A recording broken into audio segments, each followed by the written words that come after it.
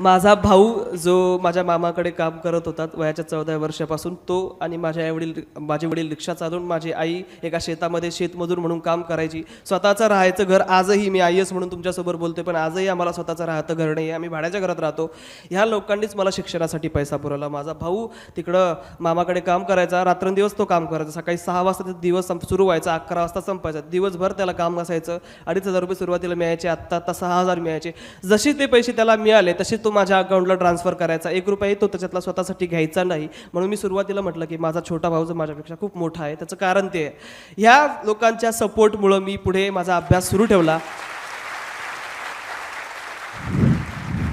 Financial stability बऱ्यापैकी आली होती. पुण्यामध्ये शिरलो मी. आमच्या कॉलेजचा 12वीचा आर्ट्स, सायन्स आणि कॉमर्समध्ये इंग्रजीचा टॉपर होतो परीक्षा पद्धतीमध्ये. पण माझं इंग्लिश खूप वाईट होतं, प्रचंड वाईट होतं. मी BA इंग्लिशमधून करण्याचा निर्धार केला होता, पण माझं इंग्लिश खूप वाईट होतं. मी एक किस्सा नेहमी सांगतो माझ्या भाषणामध्ये की पहिल्यांदा मी पुण्यासाठी निघालो होतो. आता त्यात गंमत अशी की आमच्या म्हणजे माकडापासून उत्पत्ती झाली ते आतापर्यंतच्या आमच्या जनरेशनमधला मी पहिला 10वी पास, पहिला 12वी पास आणि आता पहिला ग्रॅज्युएट आहे. अशा वाईट परिस्थितीमध्ये मी पुण्यात जाणार होतो. कसलंही वातावरण नव्हतं.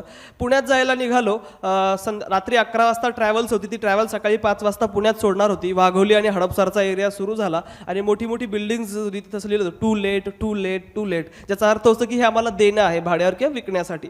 आता मला काही त्याचा अर्थ माहीत नव्हता. मी चष्मा काढलेला होता, मी डोळे चोळले आणि मला विंडो सीट मिळाली होती. मी असं बघत होतो टू लेट टू लेट.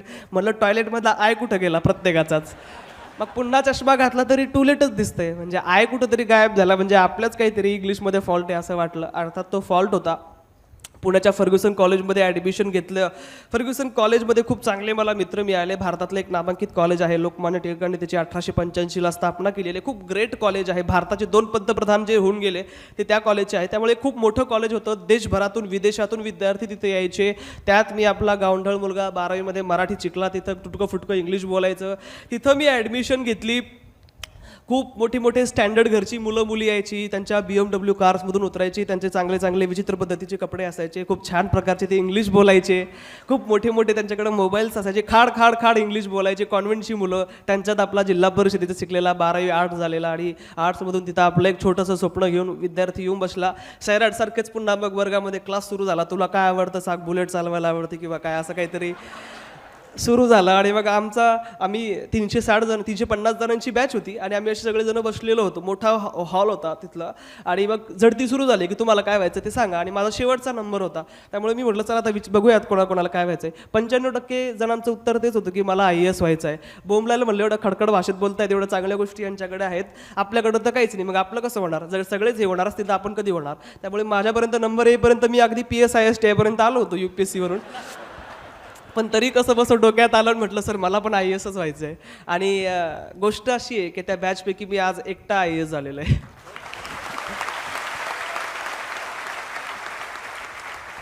खूप चांगले मित्र मला फर्ग्युसन कॉलेजमध्ये मिळाले. खूप चांगलं वातावरण झालं. आम्ही अभ्यास सुरू केला ग्रुपमध्ये. माझ्या आयुष्यामध्ये आर्ची नसली तरी सल्ले आणि लगड्यासारखी खूप चांगली मला मित्र लाभली. त्याच्या माध्यमातून माझा आणखी जोरात अभ्यास सुरू झाला. खूप चांगला अभ्यास केला. फर्स्ट इयर संपलं. फर्स्ट इयरला मी कॉलेजचा हिरो होतो. कॉलेजच्या मॅगझिनमध्ये माझ्या कविता यायच्या, माझ्या गोष्टी यायच्या, माझा फोटो आला होता. त्यामुळे फर्ग्युसन कॉलेजमध्ये मी रुळलं होतं. माझं इंग्लिश मी इम्प्रूव्ह करायला सुरुवात केली होती. मला माझा विकनेस माहीत होता, त्याच्यावर मी काम केलं. माझं इंग्लिश मी इम्प्रूव्ह केलं होतं. फर्स्ट इयर माझं झालं आणि मग मी विचार सुरू केला की मी ज्या कारणासाठी पुण्यामध्ये आलो, फर्ग्युसनमध्ये आलो, म्हणजे UPSC करण्यासाठी, IAS होण्यासाठी, त्याच्यामध्ये मी 1 वर्षात काय मिळवलं. माझ्या अर्थात उत्तरार्थात 0 असं होतं. त्यामुळे मी ठरवलं की आता आपण पूर्ण वेळ UPSCची तयारी करायची. कॉलेज आणि मित्र थोडेसे बाजूला ठेवून आपण जास्तीत जास्त UPSCकडे फोकस करायचा. आणि मग मी जुलैच्या एका क्लास जॉईन केला आणि तिथून मग अभ्यास सुरू केला. त्यातही फार गमती जमती व्हायच्या. माझ्या आयुष्यामध्ये ज्या निगेटिव्ह गोष्टी त्या मी फार गमती जमतीने घेतलेल्या आणि मी तुमच्यासमोर त्या गमती जमतीनंच सांगतोय. असा तो कोचिंग क्लासचा वर्ग 200-250 मुलं तिथं भरलेली होती. मी यायचो. वयाच्या 19व्या वर्षी मी तो क्लास जॉईन केला होता. खूप छोटा मी दिसायचो, कारण 29, 30, 27, 28 असे वयाची मुलं तिथं असायची तयारी करायला. मी खूप छोटा वाटत होतो त्याच्यामध्ये. त्यामुळे मी असं मागणं चालत असं पुढे यायचो. सगळेजण माझ्याकडे असे कौतुकानं बघायचे. काही जण असे चिडवण्याच्या याच्यामधले असे वेगळंच विचित्र असं हास्य करायचे. म्हणजे तुम्ही जर द जंगल बुक बघितला असेल हिंदीमधला, तर त्यात तो मोगली हरवतो बघा जंगलामध्ये आणि तिथं काय येते, तो नाग येतो मोठा आणि ती विचारते प्रियंका चोप्रा त्या मोगलीला की ए नन्ही सी जान इस घने जंगल में तुम कैसे आए. तसंच त्यांचा उल्लेख असायचा की हा कशाला आला असेल बिचारा एवढ्या लवकर इथे. पण मी खूप पॉझिटिव्ह होतो माझ्या आयुष्यामध्ये. मला कळलं होतं की माझी स्पर्धा ह्या 250-300 किंवा देशभरातील 4.5 लाख विद्यार्थ्यांशी नाही आहे. माझी स्पर्धा स्वतःशी आहे. माझ्यामध्ये काही दोष आहे, त्या दोषावर मला बात करायची आहे. ती जर मी करू शकतो तर मी IAS होऊ शकतो. हे ध्येय मी समोर ठेवलं. क्लासमध्ये खूप चांगल्या प्रकारे मी संबंध प्रस्थापित केले. शिक्षकांशी चांगला सेकंड इयरला अभ्यास केला. थर्ड इयरला असताना मी प्रॅक्टिस सुरू केली. 4.5 लाख विद्यार्थी पूर्वपरीक्षा जनरली दरवर्षी देत असतात. म्हणून मला माझा पहिला प्रयत्न होता. माझी स्पर्धा खूप मोठ्या लोकांशी होती, ज्यांनी 4-4, 5-5 अटेम्प्ट दिली होती, इंटरव्ह्यू दिले होते. मी पहिल्यांदाच वयाच्या 21व्या वर्षी परीक्षा देणार होतो. त्यामुळे मला जास्त अभ्यास करणं गरजेचं होतं. म्हणून मी 9 महिने आधीच नोव्हेंबरपासून, म्हणजे ऑगस्टमध्ये पूर्वपरीक्षा होती, नोव्हेंबरपासून मी पूर्वपरीक्षेचा अभ्यास चालू केला. खूप छान अभ्यास केला. ग्रुपमध्ये आम्ही अभ्यास करायचो. प्रचंड अभ्यास केला. पूर्वपरीक्षा दिली. पूर्वपरीक्षाचाही माझा असाच इंटरेस्टिंग किस्सा आहे की पूर्वपरीक्षेच्या एक दिवस आधी मी अजय देवगणचा दृश्यम बघायला गेलो होतो. मला मूवीज बघायला आवडतात, पण बाकीचे जण खूप टेन्शन घेऊन अभ्यास करत होते. सकाळी 7 वाजता मी सेंटरला पोहोचलो. करण्यासाठी काहीच नव्हतं, म्हणून मित्राच्या मोबाईलमधला डर्टी पिक्चर बघत होतो आणि माझ्या बाजूला एक मुलगा बसून इंडियन पॉलिटी वाचत होता, लक्ष्मीकांतचं. मी खूप चिल होतो, कारण 9 महिने मी खूप चांगला अभ्यास केलेला होता. त्यामुळे मला पूर्वपरीक्षा चांगली गेली. ऑक्टोबरमध्ये बॉम्ब पडला याच्यासाठी म्हणतोय, ह्या एक्झामचं रिझल्टचे डेट कधीच देत नसतात, कधीतरी मध्येच ती डेट टाकून देतात. तो बॉम्ब पडला सप्टेंबर-ऑक्टोबरमध्ये. माझ्या मित्राने, उमेश नाव आहे त्याचं, त्याने मला ते रिझल्ट कळवला. रिझल्ट लागायचा त्या दिवशी मी आणि माझा मित्र, आमची एक हाऊसिंग सोसायटी होती पुण्यातली, ती संध्याकाळी खूप सुंदर दिसायची. त्यामुळे आम्ही खूप फिरत होतो तिथं, आणि तिथं मला त्या मित्राचा फोन आला आणि त्याने सांगितलं की अन्सार, कॉंग्रॅच्युलेशन्स, तू पूर्वपरीक्षा पास झालेला आहेस. माझ्यासाठी ही गोष्ट खूप मोठी होती. त्याची 2 कारणं आहेत. एक कारण म्हणजे 3 वर्ष पुण्यामध्ये मी जो संघर्ष करत होतो त्यातून मला फळ ॲज सच काही मिळालेलं नव्हतं. मी फक्त कर्मच करत होतो, पण फळ मला काही मिळत नव्हतं. दुसरी गोष्ट अशी होती की आमच्या गावामध्ये माझ्याबद्दलच्या खूप साऱ्या गोष्टी पसरल्या होत्या. ती पहिली गोष्ट ही होती की मला पुण्यामध्ये एक ब्राह्मीण मुलगी आवडली आणि आमच्या दोघांचं लग्न झालेलं आहे. दुसरी गोष्ट अशी होती की जेव्हा कधी, म्हणजे सरांनी सांगितलं की गावकऱ्यांना जास्त प्रेम असतं आमच्यावर, गावकऱ्यांना जास्त चिंता लागलेली असते आपल्या रिझल्टची. ज्यावेळेस मी गावात जायचो, कधीतरी 5-6 महिन्यातून एकदा जायचो मी, पकडायचे असे सगळेजण दिसला की अजून किती दिवस, हा त्यांचा प्रश्न असायचा. त्यांना असं वाटायचं की 4 वर्ष जसं इंजिनिअरिंग केलं की इंजिनियर होता येतं, तसं हे काहीतरी कलेक्टरचं असेल की 3 वर्ष करा आणि कलेक्टर व्हा. त्यामुळे सगळ्यांना सांगून नाकी 9 यायचं. त्यामुळे मी ठरवलं की आता यांना भेटायलाच नको आणि बोलायलाच नको. मग मी काय करायचो की 11 वाजता ट्रॅव्हल्स असायची, 6 महिन्यातून एकदा यायचं, सकाळी 5 वाजता गावात सोडायची, 5 वाजता सगळं गाव झोपलेलं असायचं, कोणालाच दिसायचं नाही. 2 वर्षात घरात कोडून राहायचं, खायचं प्यायचं, सगळ्यांनी भेटायचं. 11 वाजता पुन्हा ट्रॅव्हल्स असायची जालन्यावरनं, 11 वाजता सगळं गाव झोपलेलं असायचं, पुन्हा पुण्याला निघून जायचं. त्यामुळे मला सांगण्यासाठी यश काहीतरी होतं की अरे बघा, मी हे करून दाखवलं. म्हणजे 3 वर्ष जो मी अभ्यास केला, जे माझ्याबद्दलचे माझ्या वडिलांना सांगण्यात येत होतं की मुलं बिघडतात पुण्याला गेल्यानंतर, तसं काहीच नव्हतं. खूप चांगल्या प्रकारे मी ते प्रिलिम पास झालो होतो. आता मुख्य परीक्षा पास करणं गरजेचं होतं. 100 दिवस माझ्याकडे होते. त्या 100 दिवस मी अहोरात्र प्रयत्न केले, लिखाणाचा सराव केला, भरपूर अभ्यास केला. म्हणजे मी 12 वाजता झोपायचो, सकाळी 6ला उठायचो, पण 11:30 नंतर मला माझा मेंदू एवढा थकलेला असायचा की बसल्या बसल्याच झोप लागायची, आणि ज्यावेळेस माझे डोळे उघडायचे त्यावेळेस सकाळचे 6 वाजून गेलेले असे. म्हणजे बसल्या बसल्याच मी झोप काढायचो. असा खूप अभ्यास मी केला. मुख्य परीक्षा दिली. मुख्य परीक्षेचा अनुभवही चांगला होता. 3 तास लिखाण, 4000 शब्द, 20 प्रश्न, त्याच्यानंतर 2 तासाचा गॅप, पुन्हा 3 तास लिखाण, पुन्हा 4000 शब्द, असे दिवसामध्ये 6 तास लिखाण, 8000 शब्द, असे 2 पेपर सोडवावे लागायचे. पुन्हा दुसऱ्या दिवशी उठून पेपर द्यावा लागायचा, म्हणजे रेस्ट घ्यायला काही वेळ भेटायचा नाही. अशा प्रकारे ती एक्झाम गेली. मुख्य परीक्षेचा निकाल 19 फेब्रुवारीला लागला होता. पण तत्पूर्वी झालं असं की माझी मोठी बहीण जी 26 वर्षाची आहे, 15-16 वर्षीचं लग्न झालं होतं, तिचे हस्बंड जे होते ते थोडेसे दारू वगैरे प्यायचे, आणि त्यांना खूप आजार वाढल्यामुळं किडनी आणि लिव्हर खराब होऊन 9 फेब्रुवारीला त्यांचं निधन झालं. खूप मोठं संकट आमच्यावर कोसळलं, कारण माझ्या मोठ्या बहिणीला एक 8 वर्षाचा आणि एक 2.5 वर्षाचा मुलगा आहे, आणि आता होणार कसं, हा खूप मोठा प्रश्न होता. कारण माझे वडील रिक्षा चालवायचे, भाऊ जे काही कमवायचं ते पैसे मला यायचे, त्यामुळे आमच्याकडे उदरनिर्वाहाचं साधन नव्हतं. मग आता होणार कसं, ही खूप मला भीती वाटत होती. मग 3 दिवस घरी होतो. दीदीने सांगितलं की तू ही परीक्षा पास करणार आहेस, पुढच्या तयारीसाठी तू पुण्याला निघून जा. तिचं मी ऐकलं आणि तेच विश्वास घेऊन मी निघालो. 19 फेब्रुवारी शिवजयंतीचं मला खूप मोठं गिफ्ट मिळालं. त्याच मित्राने कॉल करून कळवलं की अन्सार, तू पास झालेला आहेस. 4.5 लाख जणांमधून 15,000 जण मुख्य परीक्षेला होते. 15,000पैकी 2,800 जणांचं इंटरव्ह्यूला सिलेक्शन झालं होतं. त्यामध्ये माझा नंबर होता. ही खूप माझ्यासाठी आनंदाची गोष्ट होती. आमच्यावर जे संकट कोसळलं होतं त्याच्यावर मलमपट्टी एक प्रकारची झाली होती. मराठीतून मी ही परीक्षा दिलेली आहे, त्यामुळे मराठीतून पहिल्या प्रयत्नामध्ये इंटरव्ह्यूला पोहोचणं ही खूप मोठी गोष्ट माझ्यासाठी होती. मी जाणीवपूर्वक इंटरव्ह्यूचं मीडियम हिंदी निवडलं होतं, कारण हिंदी माझी मातृभाषा होती आणि मी कम्फर्टेबल होतो बोलण्यामध्ये. मला पॅनलशी संवाद साधायचा होता. 30 दिवस मी दिल्लीला माझं हिंदी इम्प्रूव्ह करण्यासाठी गेलो होतो. 30 दिवस तिथे राहिलो. 7 एप्रिलला माझा इंटरव्ह्यू होता. 3:30 वाजलेले होते. तिथं खूप प्रेशर असतं, सरांना चांगल्या प्रकारे माहिती आहे. सगळे CISFचे जवान असे गन घेऊन मोठ्या मोठ्या AK-47 घेऊन उभे असतात. आपल्या आयुष्यातला सगळ्यात महत्त्वाचा दिवस असतो, ज्या दिवशी आपण आपले केस कसे ठेवायचे, पायाचा लेस कसा बांधायचा, कसे कपडे घालायचे, तर खूप महत्त्वाचा दिवस असतो. 275 मार्काचा इंटरव्ह्यू असतो. सगळ्यात महत्त्वाच्या दिवशी मी तिथं गेलो. त्या दिवशी मी खूप छोटा वाटत होतो त्यांपेक्षा, सूट घातला असला तरी. त्यामुळे सगळ्यांना असं वाटत होतं की हा इंटरव्ह्यू द्यायला आलाय का याचा कोणीतरी काका इंटरव्ह्यू द्यायला आलाय, असं वाटत होतं.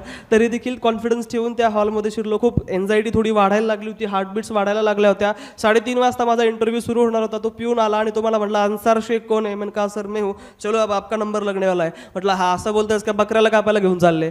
एवढे महत्त्वाचे दिवस आणि अशा प्रकारे बोलतोय. तरी घाबरत उठलो. PK जोशी नावाचं मला पॅनल होतं त्या सरांचं. हिंदीमध्ये माझा इंटरव्ह्यू सुरू झाला. पहिलाच प्रश्न होता की young man what is your age? तुम्ही 22 वर्षाचे आहात का?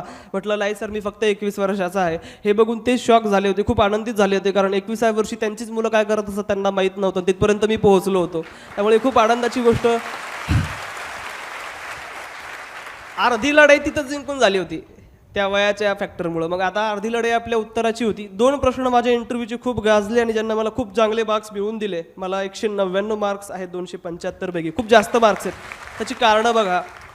विचारलं की मुस्लिम युवकांचं एवढं रॅडिकलायझेशन का होताना आपण बघतो. मी मुस्लिम असल्यामुळे मला मुस्लिम प्रश्नांची माहिती पाहिजे, म्हणून त्यांनी मला विचारलं, बघूया त्याला माहितीकडे. मग 6-7 कारणं सांगताना एक वहाबिझमचा उल्लेख केला. मग विचारलं वहाबिझम काय असतं. मग ते उत्तर देताना शिया सुन्नीचा उल्लेख केला. त्यांना असं वाटलं की हा सुन्नींना क्रिटिसाइज करतोय, टीका करतोय, म्हणजे मे बी हा शिया मुस्लिम असेल, म्हणून त्यांनी मला लाईटली विचारलं की तू शिया मुस्लिम आहेस का सुन्नी मुस्लिम आहेस? त्यावेळेस म्हटलं सर मी इंडियन मुस्लिम आहे, बाकीच्या गोष्टीवर विश्वास नाही आहे माझा. 21 वर्षाच्या मुलाकडून हे उत्तर त्यांना अपेक्षितच नव्हतं. त्यामुळे ते शॉकही झाले आणि आनंदीही झाले. नंतर मग शेवटी पॅनल मेंबरने मला विचारलं की अन्सार तुला 10वीला जास्त मार्क्स होते आणि 12वीला जास्त होते आणि 10वीला कमी होते, असं का झालं? म्हटलं सर वेगवेगळी कारणं दिली. म्हटलं की संस्कृतसारखा स्कोरिंग सब्जेक्ट होता, मॅथ सायन्स नव्हतं. मग संस्कृतमध्ये 100 पैकी 100 पडले होते म्हणे. मी म्हणालो, मग ते म्हणे अरे मला पण 100 पैकी 100 पडले होते.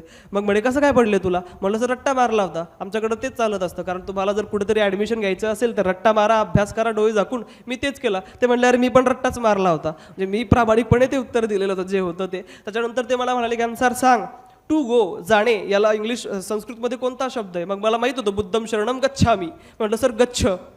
मग म्हणे त्याचं भूतकाळ वर्तमान काळ आणि भविष्यकाळ सांग. म्हटलं सर रट्टा मारलो त्यामुळे आता काय आठवत नाही. मग म्हटलं सर एक आठवतो गच्छामी. ते म्हटले त्याचा काय अर्थ? म्हटलं सर मी जातो, बुद्धम शरणम गच्छामी, मी बुद्धाला शरण जातो. म्हटलं मी जातो असा अर्थ होतो. मग ते म्हणले एखादा श्लोक आठवतो का? म्हटलं सर आठवतो, सांगू का? ते म्हटले नको राहू दे, आता येत असेल तर ते कशाला विचारणार. त्यामुळे ते म्हटले की अन्सार तुझा इंटरव्ह्यू झाला आणि तुझ्या पुढच्या वाटचालीस आम्ही तुला खूप खूप शुभेच्छा देतो. आता हा इंटरव्ह्यू तर संपला होता माझा, पण याच्यावेळेस असंच तर मी वाट बघत होतो की कधी म्हणतात तू जाऊ शकतो. मी त्याच्याकडे असं हसत हसत बघतोय. म्हणजे प्रोटोकॉल असतो की थँक्यू म्हणायचं, हॅव अ नाईस डे म्हणायचं, आपण निघायचं. पण मी त्यांच्याकडे हसत हसत बघतोय. मग बाजूचा मेंबर म्हणला अन्सार नाव गच्छामी, तू जाऊ शकतोस म्हणून. खूप मोठा जोक झाला आणि खूप चांगले मार्क्स मला त्या इंटरव्ह्यूमधून मिळाले. आता बॉम्ब पडणार होता 9 किंवा 10 मेच्या दिवशी. पुन्हा बॉम्ब पडणार अशी चर्चा होती की 9 किंवा 10ला हिरोशिमा किंवा नागासाकी आपलं होऊ शकतं. त्यामुळं मी आता त्या दिवशीची खूप वाट बघत होतो. 9 तारखेला माझ्या रूमपासून मी पुण्याला राहायचो, तिथून 10 मिनिटाच्या अंतरावर एक सायबर कॅफे होता. तिथं सकाळी 10ला जाऊन बसलो. 10 ते 4 वाजेपर्यंत इंटरव्ह्यू रिझल्टची वाट बघितली. एक मिनिटं इनटॉलरेबल माझ्यासाठी होता. तरी काही रिझल्ट लागला नाही. मला खूप भूक लागली होती, झोप येत होती. म्हटलं चला उद्या 100% लागेल. गड्ड्यात गेलं सगळं, जाऊन झोपू, जेऊ आणि उद्या सकाळी येऊ. गेलो, थोडंसं काहीतरी खाल्लं, पण झोप कशाची यायली, कारण उद्या 100% रिझल्ट लागणार असं वाटत होतं. अतिशय मला अजिबात झोप आली नाही. पुन्हा 10 वाजता सायबर कॅफेत गेलो. ताप चढला होता दरम्यानच्या काळात, डोळे खूप कमकुवत झाले होते, डोळ्यामधून आपोआप पाणी यायला लागलं होतं. एक मिनिटं माझ्या हार्टबीट्स धाड वाढत होत्या. 10 ते 4 वाजेपर्यंत बसलो. बोंबलाला काही रिझल्ट लागला नाही. म्हटलं आता जाऊ द्या, सोडा, सगळं गेलं गड्ड्यात. ते म्हणजे सैराटमध्ये आहे ना की जिंदगी की ये रीत आहे, हार की बात जीत आहे, तसं म्हटलं काहीतरी आपलं होईल, आपण जाऊन बसू रूमवर. आणि मी 5च मिनिटं त्या सायबर कॅफेवरून चालत गेलो आणि माझ्या त्याच मित्राचा मला कॉल आला की अन्सार कॉंग्रॅच्युलेशन्स, तू सिलेक्ट झालेला आहेस म्हणून.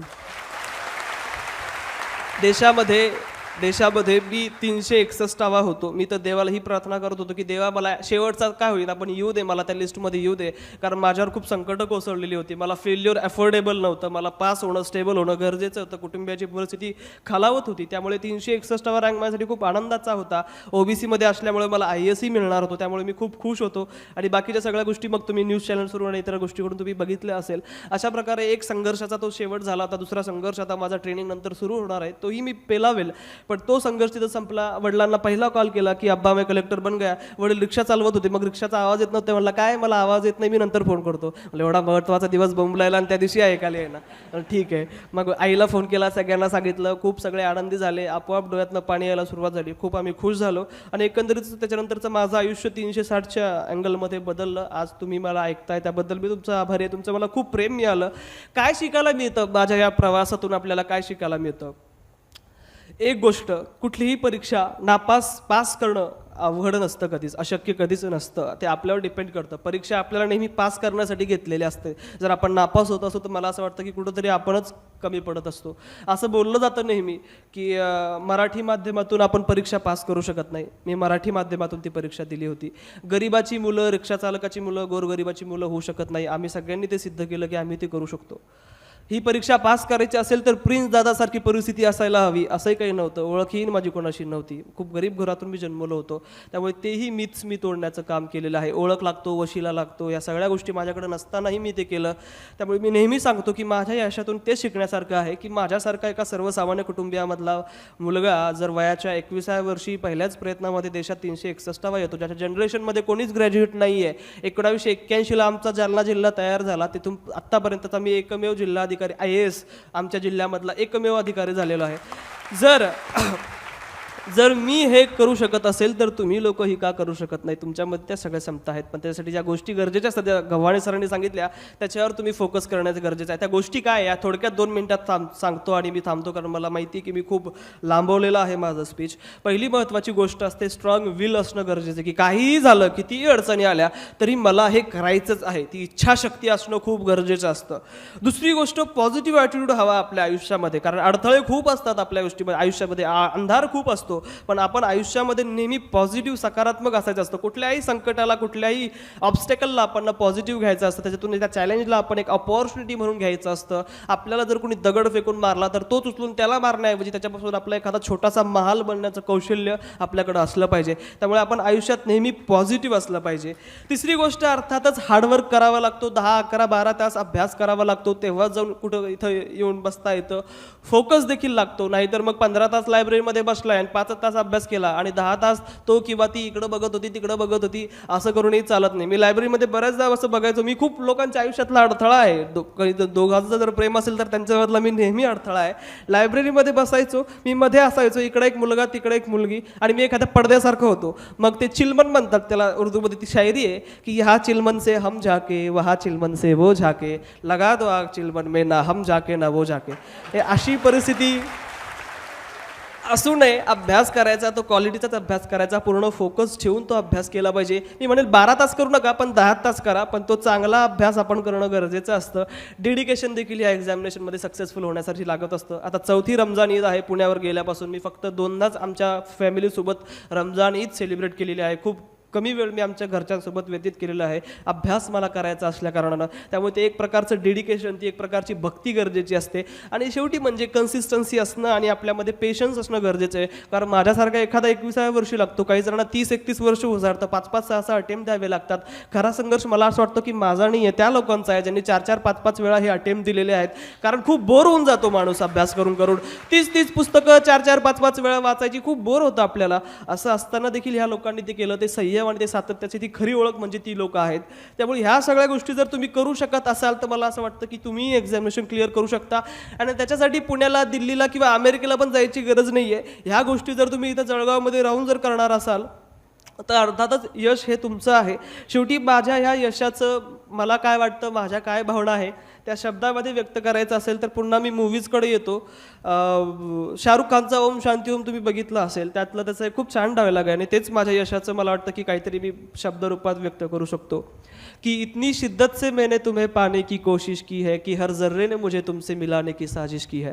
कहते हैं किसी चीज़ को अगर सच्चे दिल से चाहो तो सारी कायनात तुम्हें उससे मिलाने की कोशिश में जुट जाती है.